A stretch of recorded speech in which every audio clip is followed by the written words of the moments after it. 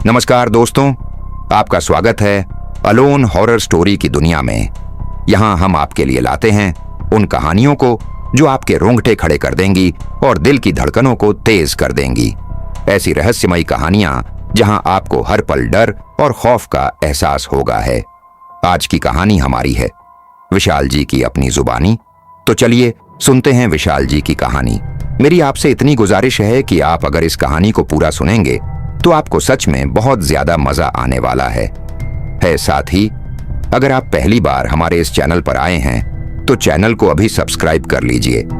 ऐसा करने से हमारी और आपकी नजदीकियां बढ़ जाएंगी और आगे आने वाली वीडियो आप तक आसानी से पहुंच जाएंगी।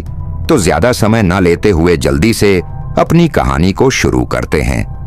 दोस्तों, मेरा नाम विशाल है। आज मैं आपको अपनी जिंदगी की उस घटना के बारे में बताने जा रहा हूं जिसे मैं मरते दम तक नहीं भूल सकता। यह कहानी समय की है जब मेरी उम्र सिर्फ 18 साल थी। मैं जैसलमेर के एक छोटे से गांव में रहता था जहां रेगिस्तान की रेत के सिवा कुछ भी नहीं था। मेरी जिंदगी में एक अजीब बेचैनी थी।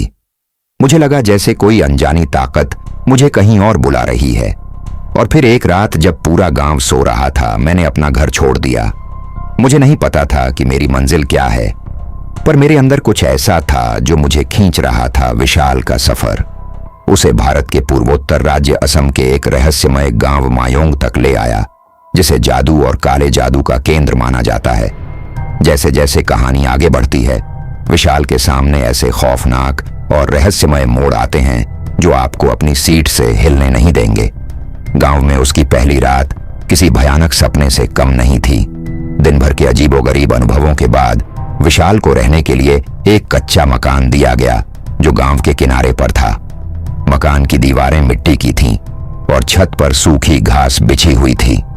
अंदर सिर्फ एक खाट पड़ी थी जिस पर पुरानी चादर और तकिया था। कमरे में एक टूटी हुई लालटेन रखी थी जिसकी हल्की पीली रोशनी छत पर अजीब अजीब छायां बना रही थीं।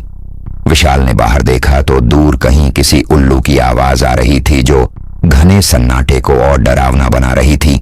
रात का खाना खाकर जब वह खाट पर लेटा तो उसे लगा कि मकान की दीवारों से फुसफुसाना इसे अपनी थकान और दिमाग का वहम समझा। लेकिन जैसे जैसे रात गहरी होती गई, वह आवाजें तेज और स्पष्ट होती गईं। यह आवाजें किसी अनजान भाषा में थी, जैसे कोई मंत्र पढ़ रहा हो। विशाल ने खिड़की से बाहर झांकने की कोशिश की, लेकिन बाहर सिर्फ अंधेरा था। पेड़ों की शाखाएं हवा में ऐसे हिल रही थी जैसे किसी अदृश्यता ताकत के इशारों पर नाच रही हूं। विशाल ने खाट पर लेटे लेटे सोने की कोशिश की, लेकिन उसकी आंखें बार बार खुल जाती। अचानक उसने महसूस किया कि उसके कमरे में कोई मौजूद है। वह डरते डरते उठा और लालटेन की रोशनी बढ़ाई। उसे कुछ दिखाई नहीं दिया, लेकिन उसकी खाट के पास जमीन पर धूल में बड़े बड़े पंजों के निशान थे जो दरवाजे तक जाते थे। विशाल के माथे पर पसीना छलकने लगा। वह समझ नहीं पा रहा था कि यह निशान किसके हो सकते हैं। रात का तीसरा पहर हो चुका था। तभी खिड़की पर 3 बार जोर से खटखटाने की आवाज आई। विशाल ने डरते हुए खिड़की के पास जाकर झांका, लेकिन बाहर कोई नहीं था। वह जैसे ही वापस मुड़ा, उसकी खाट के नीचे से हलचल की आवाज आई। विशाल ने झुककर देखा तो वहां कुछ नहीं था, लेकिन अब उसे अपने चारों ओर किसी की मौजूदगी महसूस हो रही थी। कमरे का तापमान अचानक ठंडा हो गया। वह घबराकर बैठा ही था कि उसे अपने कान के पास किसी के बुदबुदा आने की आवाज सुनाई दी। यह आवाज इतनी धीमी थी कि उसे शब्द समझ नहीं आए, लेकिन यह किसी इंसानी आवाज जैसी नहीं थी। विशाल का दिल तेजी से धड़कने लगा। उसने पूरी ताकत जुटाकर लालटेन उठाई और पूरे कमरे में रोशनी की, लेकिन वहां कोई नहीं था। डर और थकान से वह खाट पर वापस गिर पड़ा। उसकी आंखें बंद हो गईं, लेकिन उसके भीतर डर का तूफान चल रहा था। सुबह जब सूरज की पहली किरण कमरे में आई तो वह हड़बड़ाकर उठा। रात में जो कुछ हुआ उसे वह समझने की कोशिश कर ही रहा था कि उसने देखा खिड़की के बाहर मिट्टी पर कुछ अजीब निशान थे। वे पैरों के निशान नहीं थे, बल्कि किसी बड़े जानवर जैसे पंजों के गहरे छाप थे। विशाल का दिल बैठ गया। उसे यकीन हो गया कि मायोंग सिर्फ एक साधारण गांव नहीं था। यहां कुछ ऐसा था जो इंसानी समझ से परे था। विशाल को मायोंग गांव में रहते हुए कुछ दिन ही हुए थे, लेकिन हर बीतता पल उसके लिए असामान्य और रहस्यमय होता जा रहा था। एक दिन दोपहर के वक्त जब गांव के लोग अपने घरों में थे और चारों ओर खामोशी पसरी हुई थी, तभी 3 अजीब सी महिलाएं विशाल के पास आई। उनकी उम्र का अंदाजा लगाना मुश्किल था। उनके चेहरे झुर्रियों से भरे हुए थे, लेकिन उनकी आंखें बेहद चमकीली और जीवन से भरी हुई थीं। उनके लंबे उलझे बाल हवा में ऐसे लहरा रहे थे जैसे उनमें अपनी ही कोई शक्ति हो।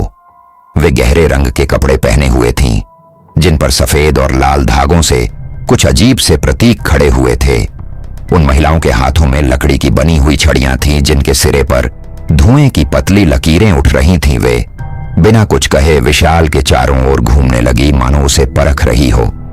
विशाल को उनके पास आने से घबराहट हो रही थी, लेकिन वह अपनी जगह से हिल भी नहीं पा रहा था, मानो उसके पैरों में किसी ने जंजीर डाल दी हो।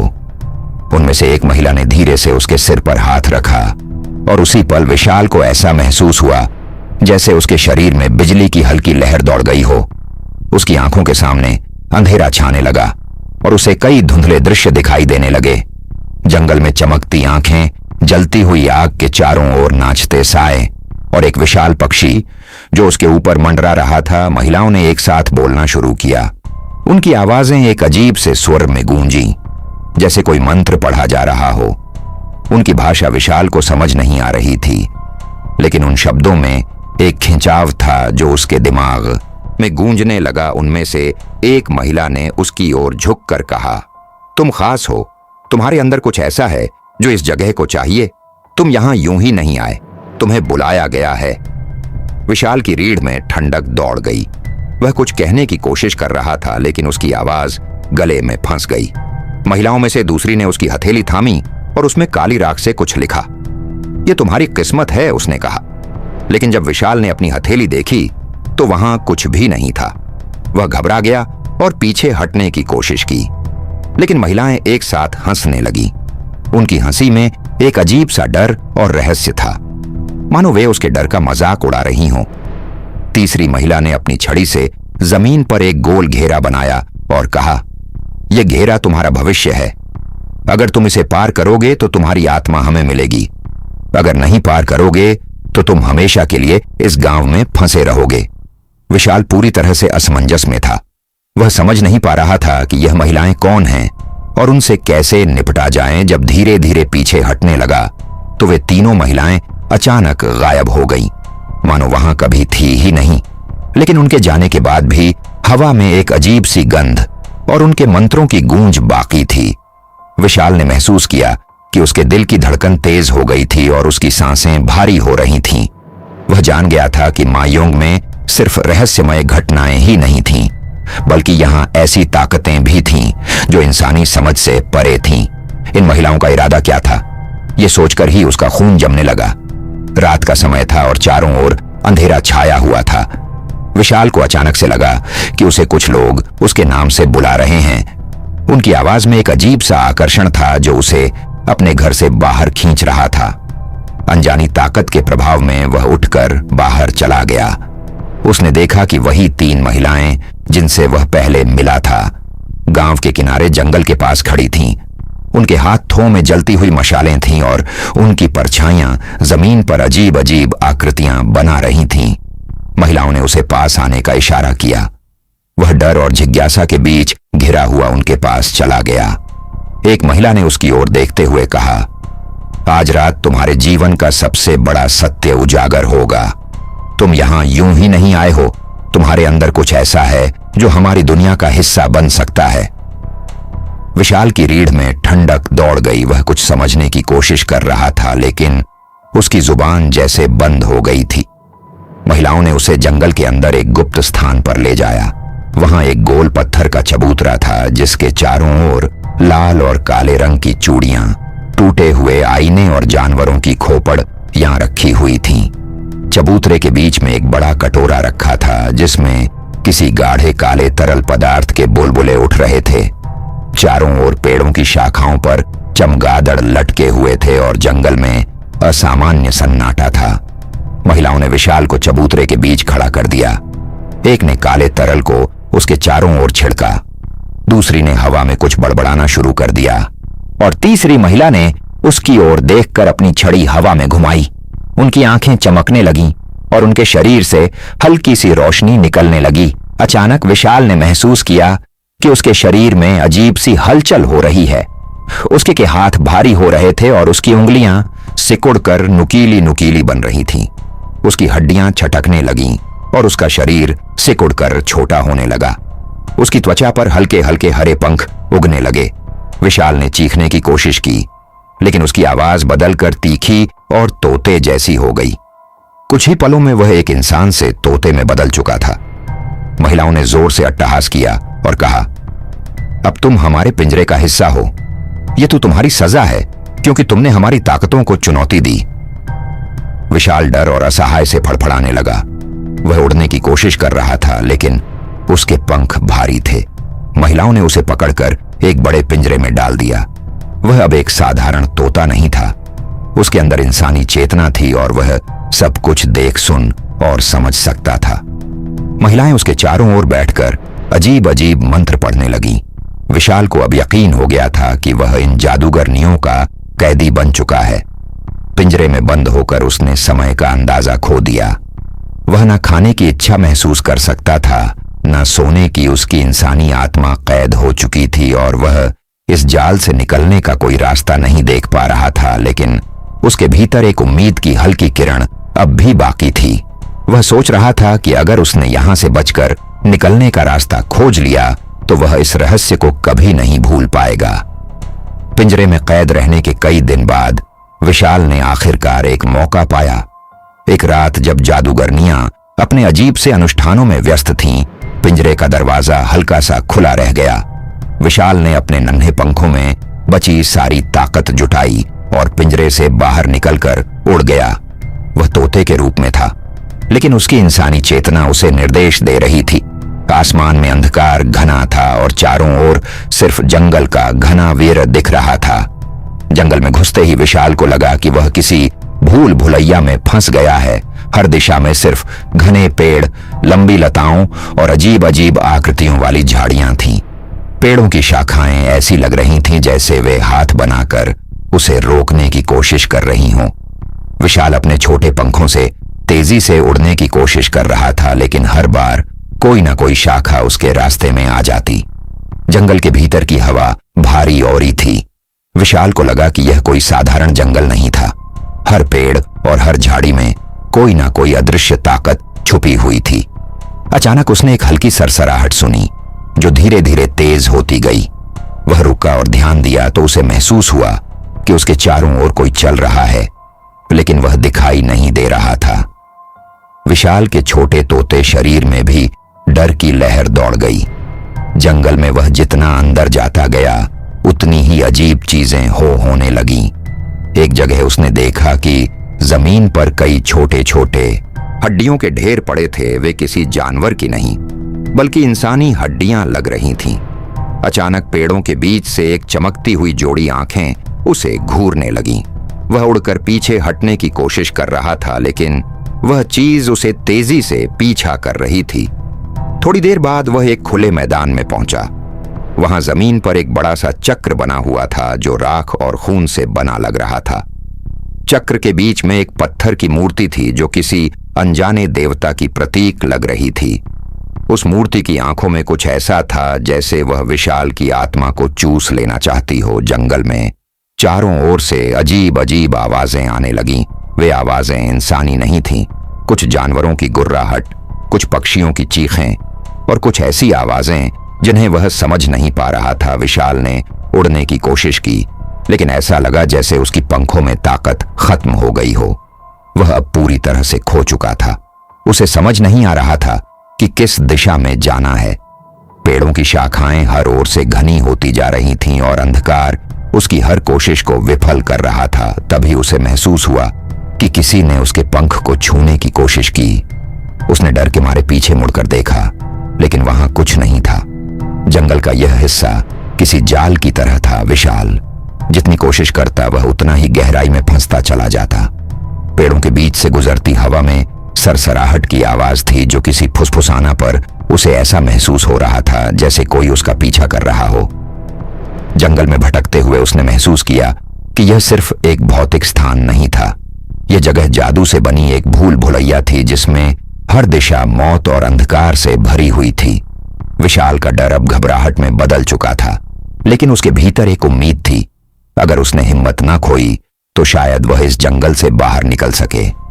जंगल में भटकते भटकते विशाल ने खुद को एक खुले क्षेत्र में पाया, जहां एक पुराना जर्जर कुआं था।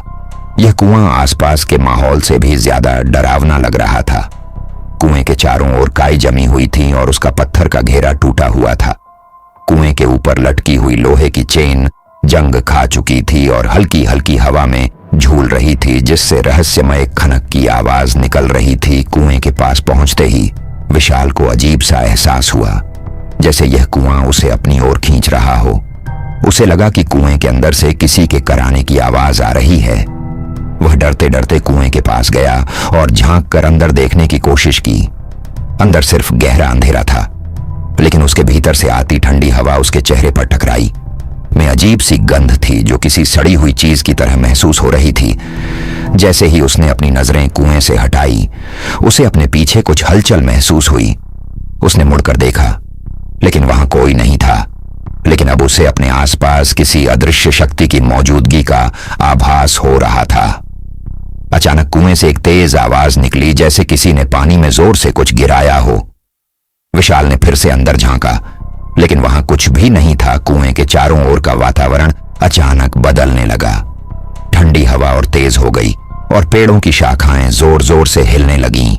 विशाल ने देखा कि कुएं के पास की जमीन पर अजीब अजीब आकृतियां उभरने लगीं, मानो किसी ने वहां मंत्रों से भरे प्रतीक उके हों। तभी कुएं के अंदर से एक तेज चीख निकली, जो मानो उसके कानों में गूंजती रही। विशाल के शरीर में डर से झुर छुरी दौड़ गई। वह पीछे हटने की कोशिश कर रहा था, लेकिन उसके पैर जमीन से जैसे चिपक गए थे। तभी कुएं से एक काली छाया उभरी, जो धीरे धीरे आकार ले रही थी। वह छाया किसी महिला की लग रही थी, जिसके लंबे बाल उसके चेहरे को ढके हुए थे। उसकी आंखें लाल अंगारों की तरह चमक रही थीं। विशाल ने देखा कि वह महिला हवा में तैरते हुए उसकी ओर बढ़ रही थी। महिला के पास आते ही विशाल ने महसूस किया कि उसकी सांस रुकने लगी है। वह कुछ बोलने की कोशिश कर रहा था, लेकिन उसकी आवाज जैसे गले में फंस गई। तभी महिला ने धीमे स्वर में कहा, यह कुआं आत्माओं का घर है। जो भी इसे छूता है वह कभी वापस नहीं लौटता। तुमने इसे छूने की हिम्मत की, अब तुम भी इसका हिस्सा बनोगे। महिला की आवाज सुनकर विशाल ने सारी ताकत जुटाई और पीछे हटने की कोशिश की। तभी कुएं के अंदर से एक जोर की लहर उठी और ऐसा लगा जैसे कुएं की गहराई में कोई विशाल ताकत जाग रही हो। पानी के छींटे हवा में उड़े और विशाल के चेहरे पर पड़े। वह पीछे भागा, लेकिन उसके कदम लड़खड़ा रहे थे। अचानक वह गिर पड़ा और जब उसने ऊपर देखा तो वह काली छाया गायब हो चुकी थी, लेकिन कुएं के पास की हवा अब भी भारी और डरावनी थी। विशाल ने ठान लिया कि अब वह इस भूतिया कुएं के पास नहीं रुकेगा। उसने अपनी पूरी ताकत से दौड़ लगाई, लेकिन उसके मन में यह डर हमेशा के लिए बैठ गया कि वह कुआं सिर्फ एक साधारण कुआं नहीं था। यह कुछ और था, एक शापित स्थान जो अपने रहस्यों को कभी उजागर नहीं करता। जंगल और भूतिया कुएं से भागने के बाद विशाल का मन पूरी तरह उथल पुथल में था। हर घटना उसके सामने मायोंग के रहस्यमय और खतरनाक स्वरूप को और गहराई से उजागर कर रही थी। उसने ठान लिया कि अब वह मायोंग के असली रहस्य को समझे बिना यहां से नहीं जाएगा। वह थकावट और डर के बावजूद गांव के सबसे बुजुर्ग व्यक्ति के पास गया, जिसे सब बाबा कहते थे। बाबा के बारे में कहा जाता था कि वे मायोंग के सबसे पुराने रहस्यों को जानते थे। बाबा एक छोटी सी झोपड़ी में रहते थे, जहां दीवारों पर अजीब आकृतियों और प्रतीकों का चित्रण था। उनके पास अनगिनत ताबीज, हड्डियां और जड़ी बूटियां पड़ी थीं। जैसे ही विशाल ने बाबा को सारी घटनाएं बताई, बाबा के चेहरे पर गंभीरता छा गई। उन्होंने अपनी गहरी धीमी आवाज में कहा, मायोंग सिर्फ एक गांव नहीं है, यह जादू, तंत्र और रहस्यों का केंद्र है। इसे भारत का काला जादू कहकर पुकारा जाता है। यहाँ हर पेड़, हर पत्थर और हर जीव के पीछे एक कहानी है जो इंसान की समझ से परे है। बाबा ने बताया कि मायोंग का इतिहास सदियों पुराना है। यहाँ तांत्रिक विद्या का अभ्यास किया जाता था और गांव की जमीन में इतने शक्तिशाली मंत्र गढ़े गए हैं कि वे आज भी जीवित हैं। उन्हें कहा कि जादूगरनियां जिनसे विशाल मिला था मायोंग की असली संरक्षक हैं। वे किसी भी बाहरी व्यक्ति को यहां का रहस्य जानने नहीं देती। तुम्हारा तोते में बदलना उनकी ताकत का एक उदाहरण था, बाबा ने कहा। बाबा ने विशाल को मायोंग के जंगल के एक स्थान के बारे में बताया जिसे शापित वृत्त कहते हैं। यह जगह मायोंग का केंद्र थी जहां सबसे शक्तिशाली जादू किया जाता था। बाबा ने चेतावनी दी कि उस स्थान पर जाना बेहद खतरनाक है। जो वहां गया वह कभी वापस नहीं आया। लेकिन अगर तुम्हें सच में मायोंग का रहस्य जानना है तो वहीं तुम्हारे सवालों के जवाब मिल सकते हैं। उन्होंने कहा। विशाल ने हिम्मत जुटाई और शापित वृत्त की ओर जाने का फैसला किया। बाबा ने उसे एक ताबीज दिया जिसे उन्होंने कहा कि उसे कुछ हद तक सुरक्षा देगा। लेकिन उन्होंने चेतावनी दी कि ताबीज सिर्फ उतना ही कारगर होगा जितनी वी की अपनी हिम्मत। शाम ढलने से पहले विशाल जंगल के भीतर उस स्थान की खोज में निकल पड़ा। रास्ते में उसे महसूस हो रहा था कि पेड़ और लताएं जैसे उसकी हर हरकत को देख रही थीं। हवा में अजीब सी सरसराहट थी और उसे अपने चारों ओर अंधेरे की ताकत का एहसास हो रहा था। शापित वृत्त के पास पहुंचते ही विशाल ने देखा कि जमीन पर अजीब से चिन्ह बने हुए थे। वृत्त के बीच में एक पत्थर का मंच था जिस पर कई चीजें रखी थीं, खोपड़ियां, हड्डियां और अजीब अजीब वस्त्र। आसमान अचानक लाल हो गया और हवा में मध्यम सी बुदबुदाहट सुनाई देने लगी। विशाल ने महसूस किया कि वह किसी शक्तिशाली जादू के केंद्र में खड़ा है। जैसे ही वह आगे बढ़ा उसे महसूस हुआ कि उसके चारों ओर अदृश्य शक्तियां घूम रही हैं। अचानक जमीन हिलने लगी और वृत्त के चारों ओर धुआं उठने लगा। विशाल को एहसास हुआ कि उसने मायों के सबसे बड़े रहस्य को छू लिया है। यह जगह उन आत्माओं का घर है जो कभी मायों के जादू में बंध गई थी। यहां कोई भी जीवित रहकर नहीं लौट सकता। बाबा की चेतावनी उसके कानों में गूंजने लगी। उसके सामने अब दो ही रास्ते थे, या तो वह सच जानकर अपने जीवन को खतरे में डाले या फिर तुरंत वहां से भाग जाए। लेकिन विशाल ने ठान लिया था कि वह मायों के इस रहस्य का पर्दाफाश करेगा, चाहे उसकी कीमत कुछ भी हो। विशाल शापित वृत्त के भीतर खड़ा था और हर क्षण उसके लिए भारी होता जा रहा था। हवा अचानक थम गई थी और एक घना सन्नाटा छा गया था, जैसे पूरा जंगल सांस रोककर किसी बड़े घटनाक्रम का इंतजार कर रहा हो। तभी वृत्त के चारों ओर से काले धुएं की लहरें उठने लगी। धुआं धीरे धीरे आकार लेने लगा और कुछ ही पलों में विशाल के चारों ओर दर्जनों आकृतियां खड़ी हो गईं। ये आकृतियां इंसानी रूप में थीं, लेकिन उनके शरीर पारदर्शी थे। उनकी आंखें ठंडी मृत सी दिख रही थीं और उनके चेहरे पर अनकही वेदना की छाया थी। यह मायों की आत्माओं की सेना थी। बाबा की बताई कहानियां अब हकीकत बन चुकी थीं। बाबा ने कहा था कि मायोंग में मरे हुए लोग कभी पूरी तरह नहीं मरते। उनका शरीर भले नष्ट हो जाए, लेकिन उनकी आत्माएं मायों के जादू में बंधी रहती हैं और शापित वृत्त उनका स्थायी घर बन जाता है। विशाल के सामने खड़ी यह आत्माएं मायों के जादू की सबसे बड़ी ताकत थी। एक आत्मा जो सबसे आगे खड़ी थी ने विशाल की ओर इशारा किया। उसकी आवाज गहरी और प्रतिध्वनि से भरी हुई थी। तुमने हमारे घर में कदम रखा है और अब तुम भी इस जादू का हिस्सा हो। उसकी आवाज से विशाल के शरीर में सिहरन दौड़ गई। बाकी आत्माएं उसकी ओर बढ़ने लगीं। उनकी चाल धीमी लेकिन डरावनी थी। विशा ने हिम्मत जुटाई और चिल्लाया, मैं यहां जबरदस्ती नहीं आया। मुझे इन जादूगरनियों ने फंसाया है। मुझे बस इस जगह का सच जानना है और यहां से निकलना है। आत्माएं उसकी बात सुनकर कुछ पल के लिए ठहर गई। फिर पहली आत्मा ने कहा, यहां से निकलने की कोई राह नहीं है। मायोंग तुम्हें जीने का मौका तभी देगा जब तुम अपने डर को हरा सकोगे। अचानक आत्माओं ने घेरा बनाकर विशाल को चारों ओर से घेर लिया। वे मंत्र पढ़ लगीं और उनके शब्दों से हवा भारी होती गई। विशाल ने महसूस किया कि उसकी सांसें थमने लगी हैं। उसे ऐसा लगा जैसे उसके शरीर से ऊर्जा खींची जा रही हो। वह गिरने ही वाला था कि बाबा का दिया हुआ ताबीज चमकने लगा। ताबीज से निकलती रोशनी आत्माओं के घेर को चीरती हुई बाहर फैल गई। आत्माएं कुछ पल के लिए ठिठक गईं और पीछे हट गईं। विशाल ने ताबीज को कसकर पकड़ा और आत्माओं से कहा, अगर तुम सभी इस जादू के बंधन में हो तो मुझे बताओ कि मैं इसे कैसे तोड़ सकता हूं। मैं यहां केवल फंसा हुआ हूं। मुझे तुम्हारी कोई शक्ति नहीं चाहिए। आत्माएं चुपचाप उसकी बात सुनती रहीं।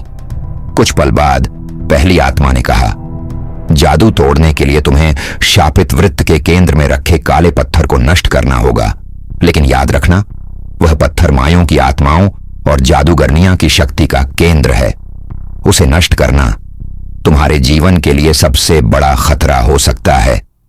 यह सुनकर विशाल को एहसास हुआ कि उसके पास दो ही विकल्प हैं, या तो वह इस शापित स्थान का हिस्सा बनकर हमेशा के लिए मायोंग में कैद हो जाए, या फिर अपनी जान जोखिम में डालकर इस जादू का अंत करें। आत्माएं धीरे धीरे गायब होने लगीं, लेकिन जाते जाते उन्होंने चेतावनी दी, अगर तुम असफल हुए तो तुम भी हमारी तरह इस सेना का हिस्सा बन जाओगे और तब तुम्हारा कोई बचाव नहीं होगा। अब विशाल अकेला था, लेकिन उसके सामने एक स्पष्ट लक्ष्य था। शापित वृत्त और आत्माओं की सेना ने उसे मायों के सबसे बड़े रहस्य और खतरे के करीब ला दिया था। उसका मन डर और साहस के बीच डगमगा रहा था, लेकिन उसने फैसला कर लिया था वह इस जादू को खत्म करके ही दम लेगा। विशाल ने शापित वृत्त के केंद्र में रखे काले पत्थर को नष्ट करने का फैसला किया, लेकिन उसकी राह आसान नहीं थी। आत्माओं की सेना की चेतावनी या उसके दिमाग में गूंज रही थी और उसे महसूस हो रहा था कि मायोंग की जादूगरनियां अब उसे छोड़ने नहीं वाली। जैसे ही उसने पत्थर की ओर कदम बढ़ाया, उसे यह एहसास हुआ कि उसके आसपास की हवा अचानक से और घनी हो गई थी, जैसे उसे किसी अनदेखी ताकत से रोकने की कोशिश हो रही हो। विशाल ने ताबीज को फिर से पकड़ा और आगे बढ़ने की कोशिश की, लेकिन तभी चारों ओर से एक तेज अजीब सी हवा का झोंका आया।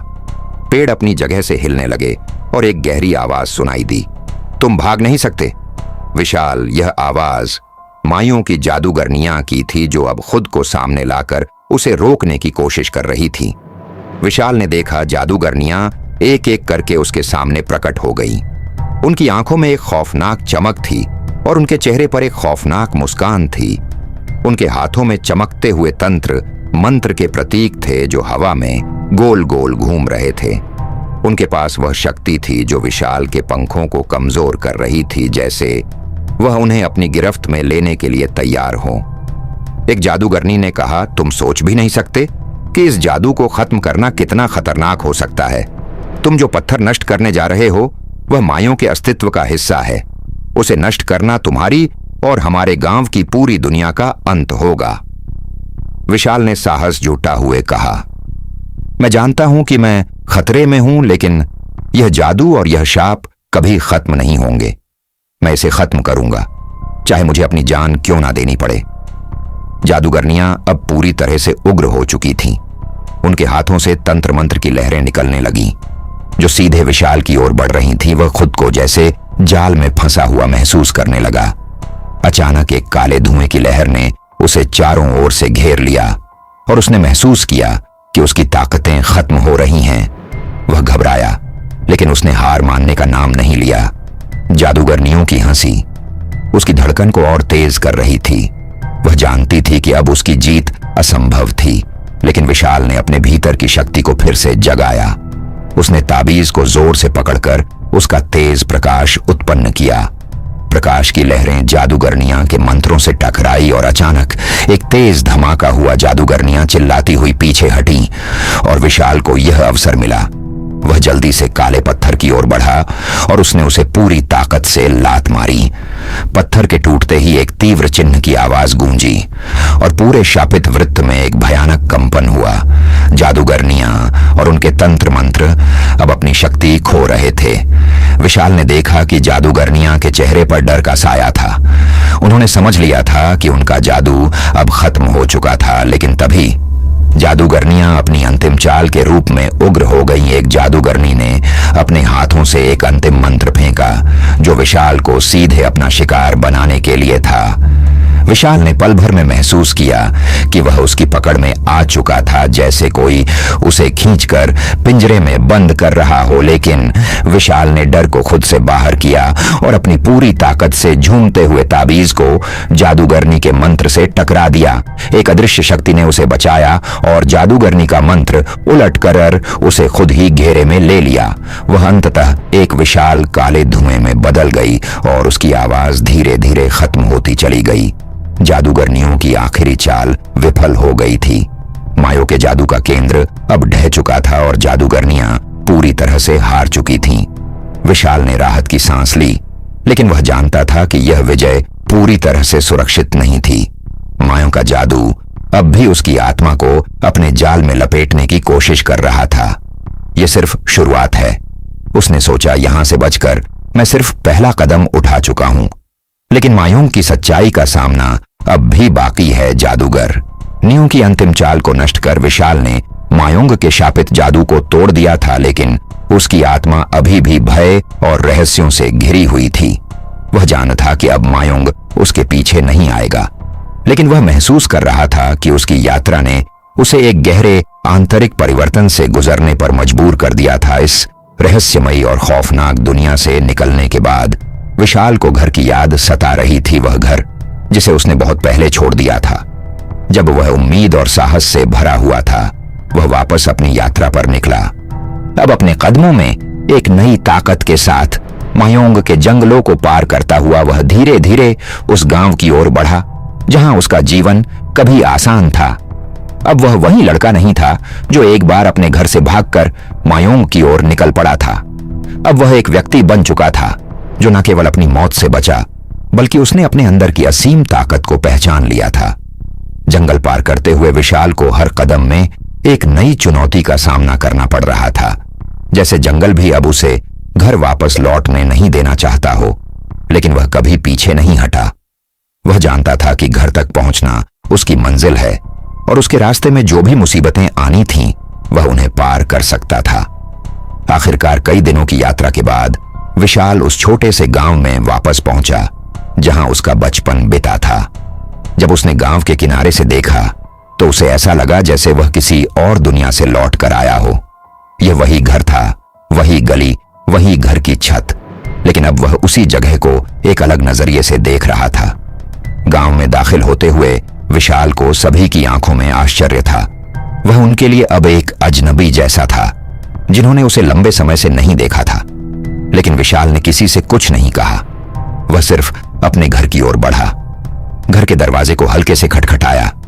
जब दरवाजा खोला गया तो सामने उसकी मां खड़ी थी और उसे देखकर उसकी आंखों में आंसू थे तो वापस आ गए। विशाल उसकी मां ने उसे गले लगा लिया। विशाल ने बिना कुछ कहे अपनी मां को महसूस किया। वह अब शब्दों में बयान नहीं कर सकता था कि वह क्या महसूस कर रहा था। मायों की सारी भयावहता और अंधेरे उसके दिल में समाये हुए थे, लेकिन घर की गर्मी ने उसे राहत दी। गांव के लोग भी धीरे धीरे उसके पास आए, लेकिन विशाल किसी से अपनी यात्रा का ब्यौरा नहीं देना चाहता था। वह जानता था कि जिससे वह लौटा था उस दुनिया को कभी भी कोई और नहीं समझ पाएगा। मायों का जादू अब उसके भी भीतर था, लेकिन वह अब अपने घर में एक नए दृष्टिकोण से जीने को तैयार था। हालांकि उसके मन में एक गहरी सवाल की छाया बनी रही। क्या वह सच में मायोंग से बाहर निकल आया था या फिर मायोंग ने उसे कभी नहीं छोड़ा और वह अब भी उस जगह के जादू के प्रभाव में था? यह सवाल अब उसके दिल और दिमाग में एक एक रहस्य बना रहा। लेकिन उसने ठान लिया था कि वह अपने घर में रहकर अपने अतीत से बाहर निकलने की कोशिश करेगा। विशाल जानता था कि यह यात्रा सिर्फ शारीरिक नहीं थी, यह एक मानसिक और आत्मिक यात्रा थी जिसने उसे एक नई दुनिया से परिचित कराया था। अब वह एक नया जीवन शुरू करेगा, लेकिन वह मायोंग के जादू और उसके भूतिया रहस्यों से पूरी तरह मुक्त नहीं हो पाया था। शायद घर लौटने के बाद भी कुछ चीजें कभी खत्म नहीं होती, उसने सोचा, लेकिन मुझे इसे अपनी नई जिंदगी का हिस्सा बनाना होगा। यह कहानी सुनाने का मेरा मकसद सिर्फ इतना है कि दुनिया में ऐसी जगह है जहां इंसानी दिमाग की पहुंच से बाहर की चीजें होती हैं। असम का मायोंग ऐसा ही एक रहस्य है जिसे मैं अपनी जिंदगी में कभी नहीं भूलूंगा। तो दोस्तों, ये कहानी यहीं पर समाप्त होती है। अगर आपको कहानी अच्छी लगी हो तो चैनल को सब्सक्राइब जरूर कर लेना, वीडियो को लाइक भी कर देना और एक प्यारा सा कमेंट आप कर देना। आप कहानी कहां से सुनते हैं और आपका नाम क्या है? तो अगली वीडियो में आपका शहर का नाम और आपका नाम लिया जाएगा। तो अपना और अपने परिवार का ख्याल रखना। तो दोस्तों, गुड नाइट।